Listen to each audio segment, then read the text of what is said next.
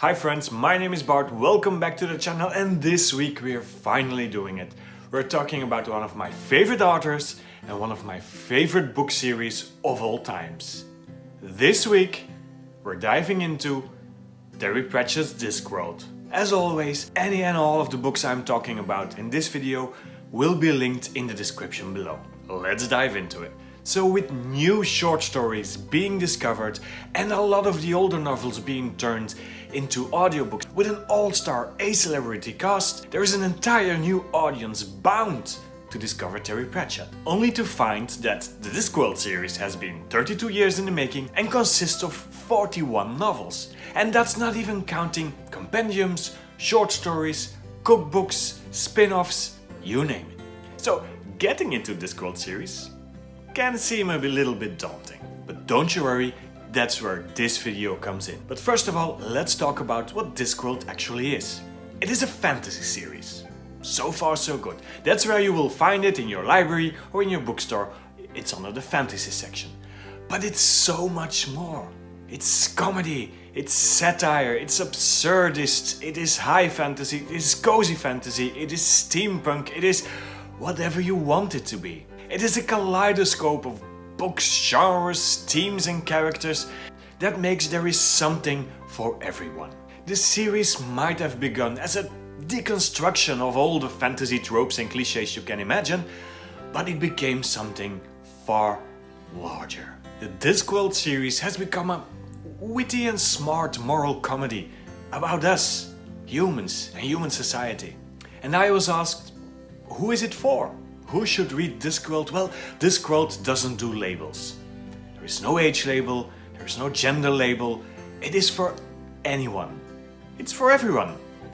Maybe it's for you. But starting at 41 novels? How should you read it? Where do you start? If you Google a reading order for Discworld, you will be swamped in conflicting theories or even complicated models like this one. So don't. The way I see it, there are a few ways to get stuck in. First of all, you could go chronologically. You would start with The Color of Magic and you would end with The Shepherd's Crown. But I would advise against that. Because in these first few novels, Sir Terry Pratchett was still inventing the Discworld, how magic and religion worked, and how it relates to characters. While these are still very good books, I think they should be enjoyed later on, when you're more familiar with the world and its setting. What I would do instead is start with a more themed approach. Now, while many of these novels can be seen as standalone, some books have recurring characters and an overarching story. Sub-series, if you will. And that's where the fun begins. There are several sub-series in the Discworld series, but I'm going to identify 5 today. That's The Witches, Without Tiffany Aching, The City Watch, the Death series, the Industrial series, and then there's Tiffany Aching. Personally, I would start with either The Witches or The City Watch. In the Witches series, we meet 3 witches. A crone, a mother, and a maiden if you want. First of all, there's Granny Weatherwax. And Granny Weatherwax is one of those typical old ladies that gets away with anything. Simply because no one dares tell her off. She's shrewd, clever, meddlesome, and the leader the witches claim they don't have. The second one is Nanny Ogg. An epicenter of a woman, surrounded by 13 or more children and grandchildren, ready to do her bidding despite of her lewd sense of humor and bad table manners. And then thirdly, there's Maskerade.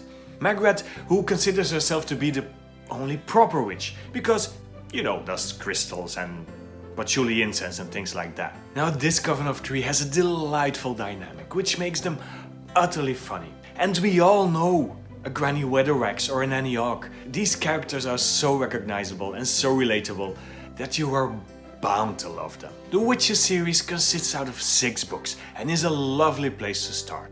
But if you want something more grounded, then there is The City Watch. The City Watch series, which starts with Guards, has one of the best character arts that I have ever read in a series. And that's the story of Commander Vimes. The City Watch series is all about the City Watch, which is everything it shouldn't be. Because how do you police a city with vampires, zombies, werewolves and guilds like the Thieves Guild? So the City Watch just exists. The officers don't care, they are corrupt.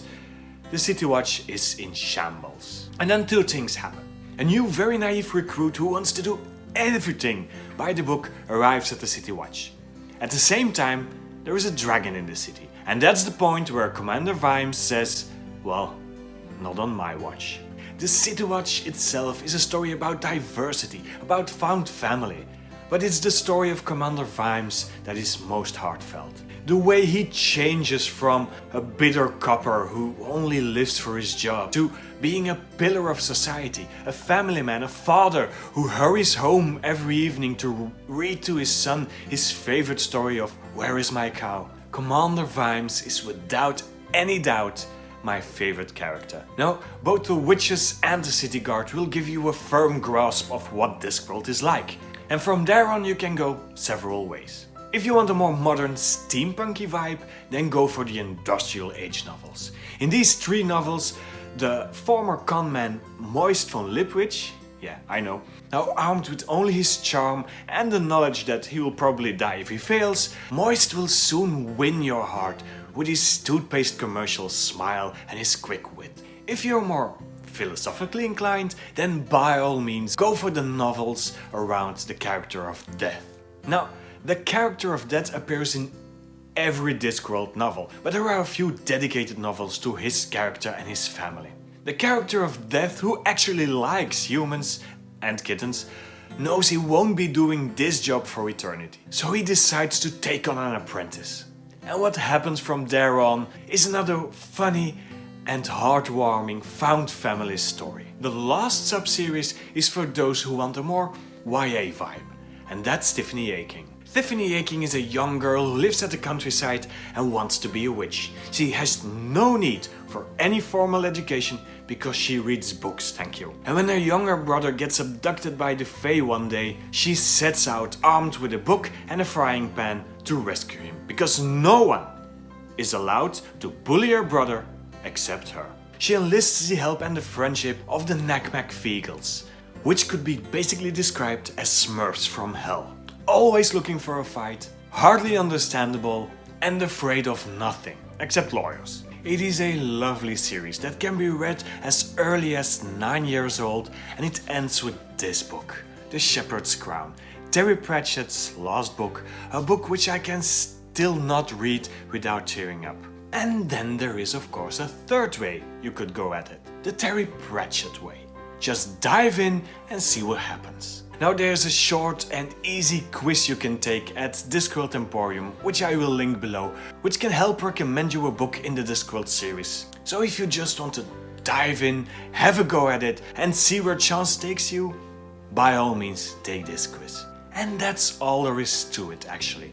I could keep talking about this series for hours and hours, but in the end all you have to do is pick up a book, start reading it and you'll be hooked, I promise. And I want to hear from you. Have you ever read any of the Terry Pratchett books? And if so, which is your favorite one? Or maybe you're brand new to it?